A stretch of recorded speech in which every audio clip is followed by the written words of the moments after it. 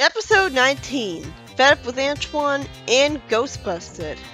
That immediately reminded me of that Jay Oliveira's story with Antoine, which has the ghost and the campfire, which was confusing and sucked.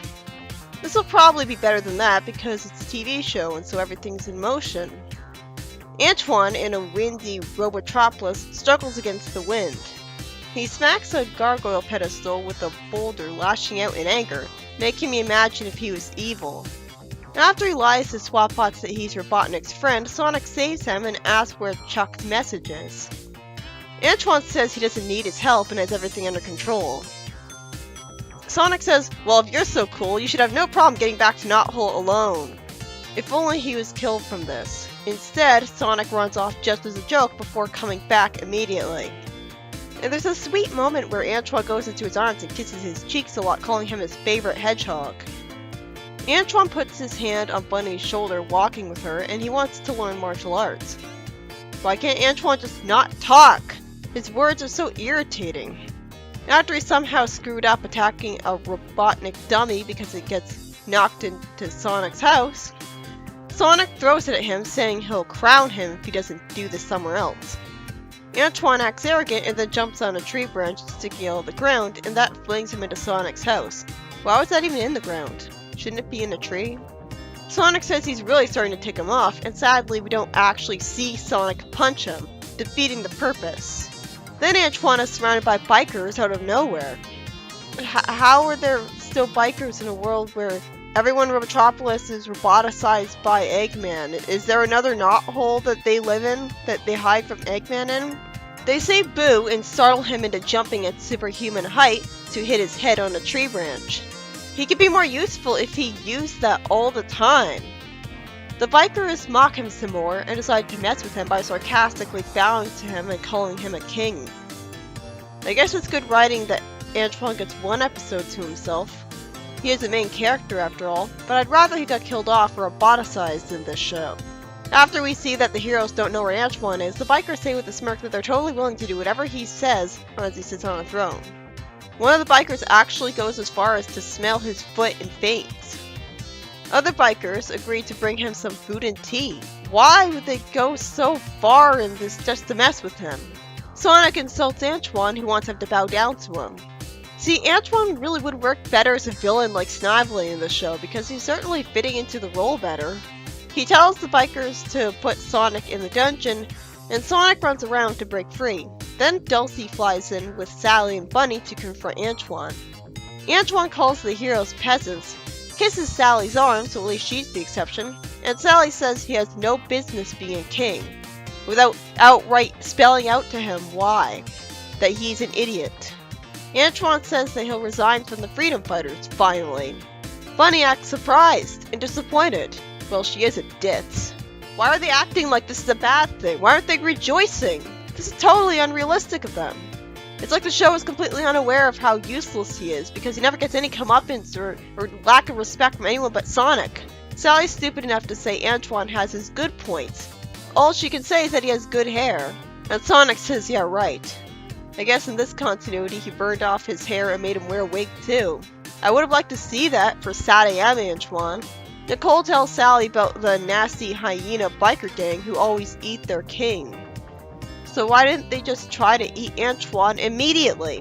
Why did they waste several hours humoring him instead of immediately putting him in a cauldron? The whole story shouldn't have happened then. Why are they keeping him awake in the cauldron, expecting him to stay in hot water willingly, instead of just knocking him out? And why is Antoine insisting that he'll only be eaten if they cook him just right? That's not funny. I guess he's just stalling for time. Then the heroes come in with Dulcie to save the day, as Dulcie flies into some bikers. It feels like they wasted the whole Antoine quits plot. And the Antoine gets to be a king plot, since he didn't do anything to prove to the heroes that they should get him back, and he was barely away from them. If he was the king of bikers, maybe he could, like, I don't know, have his own freedom fighter group. And then Antoine brags about how he totally saved Sonic, humiliating himself as he jumps off the bed and hurts Dulcie's foot. Sonic lampshades that they really should have let Antoine get eaten. This episode was such a waste of time. At least we got a break from Robotnik and the pointless plans against him that don't involve destroying him. Then Tails, on a walk with Sonic, recognizes Antoine's cologne, and they see him fall down a hill into the mud, just like that comic story that sucked. Okay, let's see if this is better. Probably will be since it's a show in motion, and so I'll get to figure out what's going on easier. Antoine wastes time pretending that he's scared away the ghost he saw by using martial arts, then he wastes even more time doing the same thing just to fall down a hill again. Already the Sonic Super Special did the story better. This is just the same story with worthless filler. We didn't need to see Sonic actually telling Tails the ghost story, which isn't engaging in the slightest because we don't even see his story being illustrated. There's predictable humor as Antoine is scared by it and then walks away. I guess he has a blow-up bed here. Why did he even come along with them in the first place? What incentive does he have to be in this plot? The dialogue seems familiar to the story in the comic. Antoine says he was just making a funny. Is that a French phrase that he's translating to English? Because I don't remember it being that. And Tails thanks Sonic for the scary story. I wonder if after this, Tails will... Oh wait, we see the moon have a duck's head and attack something flying. That's different. Then Tails sees a headless ghost ride towards him on a bull. Why can't anyone else hear this? Oh good, it was just a dream of his. And then he sees the flaming gopher ghost and wakes up Sonic. Antoine's missing, and Sonic can somehow tell that he was just here from a branch. Sonic goes up to the ghost to confront it while Tails flies away. This is much better than in the comic because this actually makes sense. I don't like that the ghost is constantly flashing though. Did this episode cause seizures? I'm probably gonna just use a snipping tool to have still images and just barely show the flashing. Tails flies into something in front of a cave, which I don't even know how you fly into something. Wouldn't you by definition be watching where you're going? What reason would Tails or Dulcie have to not look ahead? At least Dulcie has people talking on her back to distract her as an excuse. Tails gets threatened by bats in the cave, and then he hears Sonic calling for help. You know, this is feeling like the first genuinely bad episode in Season 2. I mean, there were bad episodes before this point, but, like, this is really memorably bad. Sonic doesn't notice the ghost behind him, so Tails jumps to the wild conclusion that Sonic was brainwashed by the ghost. I mean, it is a ghost, so I guess it could be magical.